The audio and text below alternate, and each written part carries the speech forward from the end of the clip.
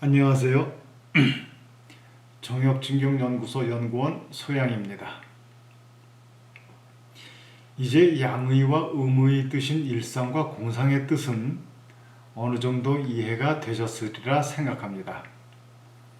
오늘은 1004면 지6이요, 1005면 지5요, 1006이면 지4이니 천지지도수는 지호 10이니라 라는 대목에 대해서 살펴보도록 하겠습니다. 이것은 한마디로 우주가 비록 무한하나 천지의 체와 용에 불과한 것이니 천지는 사상 천지 체용의 합인 10에 지나지 않는다는 것입니다.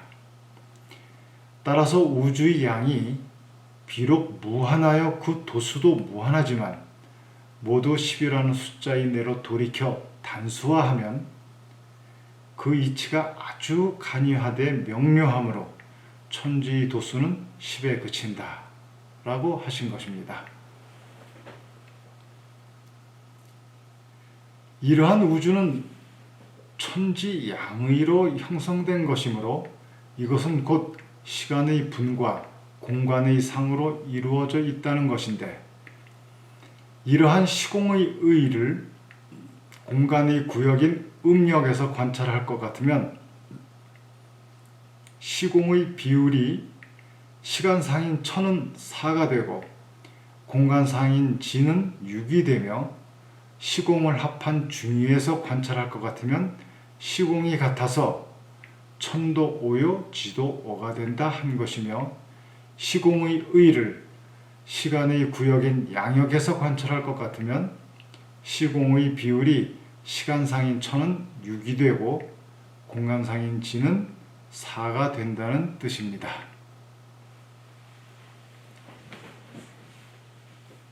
우주 전체의 천지 도수는 64쾌 내에 모두 함축해 들어있다 할 수 있는데, 이러한 64쾌를 가만히 들여다보면 음분과 양분의 의인 양의가 있다는 것을 알 수가 있을 것입니다.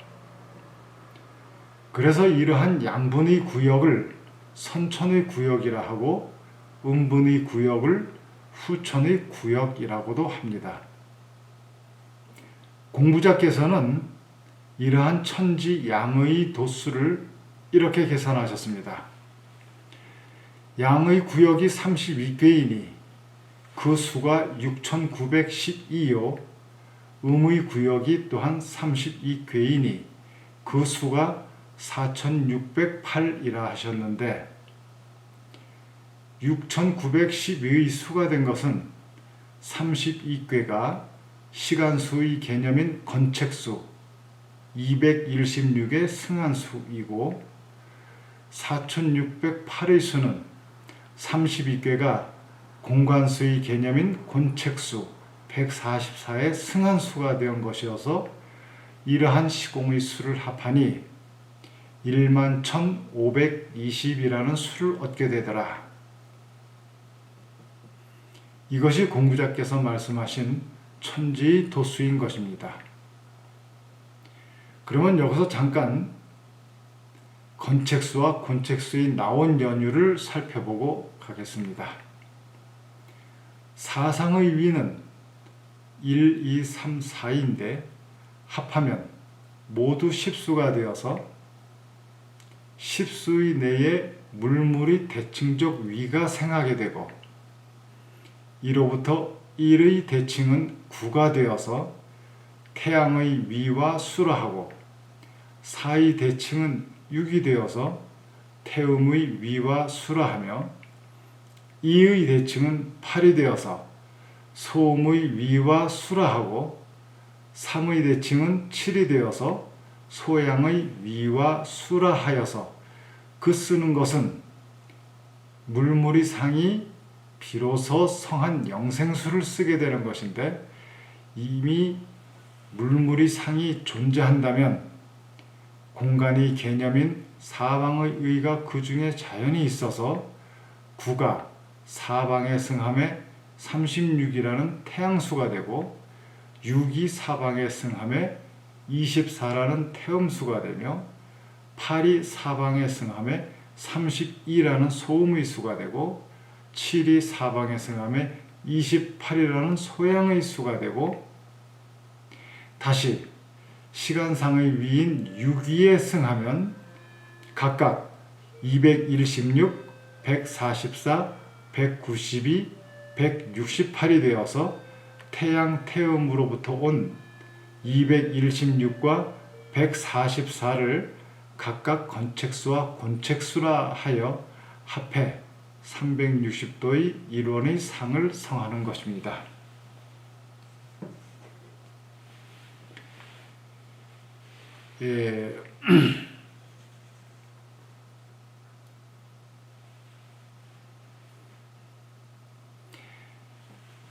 여기서 소양은 이러한 천지 양의 도수를 이렇게 계산하였습니다. 64쾌는 모두 384효인데 이 중에 양효가 192효이니 36에 승하면 6912가 되고 음효 또한 192효이니 24에 승하면 4608이 되어서 합하면 11,520의 공부자의 천지 양의 도수와 같음이 된다 할 수 있겠습니다. 이로부터 양역의 32궤는 모두 192효인데 이 중에는 112개의 양효가 있고 80개의 음효가 있습니다. 음역의 31개 또한 192효인데 이 중에는 80개의 양효가 있고 112개의 음효가 있습니다. 그런데 이러한 역 가운데에 그 상대성이 없는 궤가 둘이 있는데 그 하나는 건이고 다른 하나는 곤이라 하여 이것을 무무의 궤다 라고 하였습니다. 64쾌 중에 건이천, 곤이쥐, 리위화, 가미수는 그 대대가 없다 하여 무대지삭계라 하고 태풍대과, 뇌산소과 산뇌이, 풍택중부는 뒤집어 반하여도 그대로인 것이다 라 하여 무반지삭계다 라고 하는 것입니다.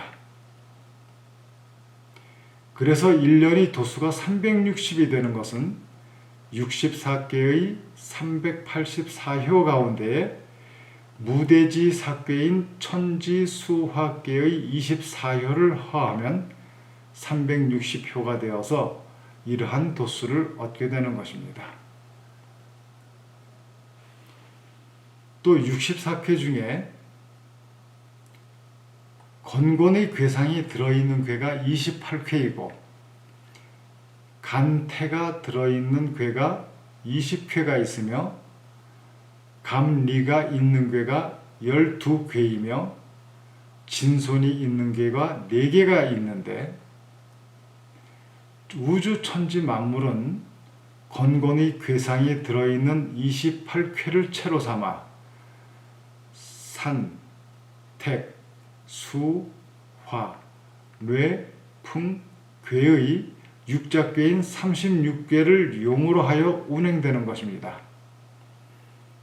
그래서 천지 28궤 중에 곤이 천을 성하며 건이 지를 성한 궤가 16궤가 있는데 그것은 천지비, 천산둔, 천수송, 천풍구, 천뇌무망, 천화동인, 천택리, 건이천이며 다시 지천태, 지택임, 지화명이, 지례복, 지풍숭, 지수사, 지산경, 곤이지인 것입니다.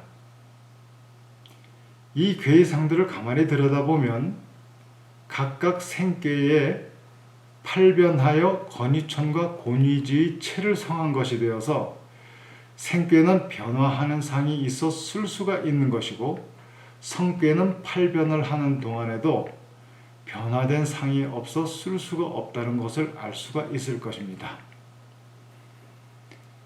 그래서 이러한 16괴의 성괴와 천지화수인 무대지사괴와 태풍대과 뇌산소가 산뇌의 풍택중부인 무반지사괴는 모두 쓸 수가 없는 존공의 위로 돌리는 것입니다. 건곤 64K의 법상이 이러하여 이로부터 음역에 있는 천풍구, 천수송, 천산둔, 천지비괴의 성괴인 건괴의 12양효와 태풍대과 뇌산소가 가미수괴에 들어있는 8개의 양효를 허하면 60개의 양효가 남고 지풍승, 지수사, 지산경, 곤이지의 성괴인 곤괴의 12음효와 태풍대과 뇌산소가 가미수괴에 들어있는 10개의 음효를 허하면 90음효가 남게 되는데 이것으로 공간상의 개념인 음역은 60양효와 90음효를 용수로 쓰는 것입니다. 또 양역에 있는 천뢰모망, 천화동인, 천택리, 건이천의 성괴인 건괴의 12양효와 산뇌의 풍택중무, 리위화괴에 들어있는 10개의 양효를 허하면 90개의 양효가 남고 지뢰복, 지화명이, 지태김, 지천태의 성괴인 곤괴의 12음효와 산뇌의 풍택중부, 리위화괴에 들어있는 8개의 음효를 허하면 60음효가 남게 되는데 이것으로 시간상의 개념인 양역은 90양효와 60음효를 용수로 쓰는 것입니다. 그래서 음역엔 60개의 양효와 90개의 음효가 쓸 수 있는 용효가 되고 양역엔 90개의 양효와 60개의 음효가 쓸 수 있는 용효가 되어서 음역과 양역의 시공 개념을 모두 합하면 음효가 150개이고 양효가 또한 150개이므로 이것을 모두 합하면 인책수 300이 되어서 이것을 대일원 300수라고 하는 것입니다. 수의 10과 5는 건곤의 최위수이니 무무위라 하여 비록 존공의 위에 있지만 그러나 만물이 이것을 채로 해 분열해 가는 것이므로 60을 15의 채로 분하면 4가 되고 90을 15의 채로 분하면 6이 되어서 음역은 천사지육의 비율이 되고 양역은 천육지사의 비율이 되며 음역과 양역이 하나가 된 중궁의 중위는 10, 10이 되어서 이 또한 각각 천오, 지오의 비율을 얻게 된다 하는 것입니다. 이렇듯 천지시공의 비율이 만약에 5대5의 같은 비율에만 있는 것이라면 그 쏠림 현상이 없어서 우주는 운행되지 못하며 혹 소식될 것입니다. 다행히 양분의 양역과 음분의 음역에 시공의 힘이 불균하여 태과한 시의 힘은 불급한 공간으로가 평형을 유지하려 하고 태과한 공간의 장은 불급된 시의 힘으로 향하여 그 힘의 평형을 이루려 하는 작용으로 서로 쏠림 현상이 있어서 드디어 우주는 돌아가게 되는 것입니다.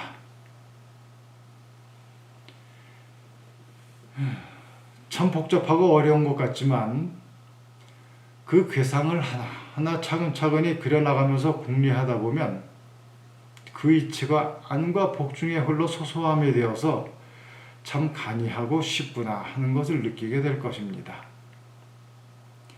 근데 이치를 배반에 억지로 추리하려 하면 할수록 더욱 어려워집니다. 모르면 잠시 접어두었다가 다시 맑은 정신으로 임해 추리해 나간다면 참으로 재미있고 쉬운 것이 될 것입니다. 자, 그럼 이제 이것을 숫자의 상과 수와 위로서 살펴보도록 하겠습니다.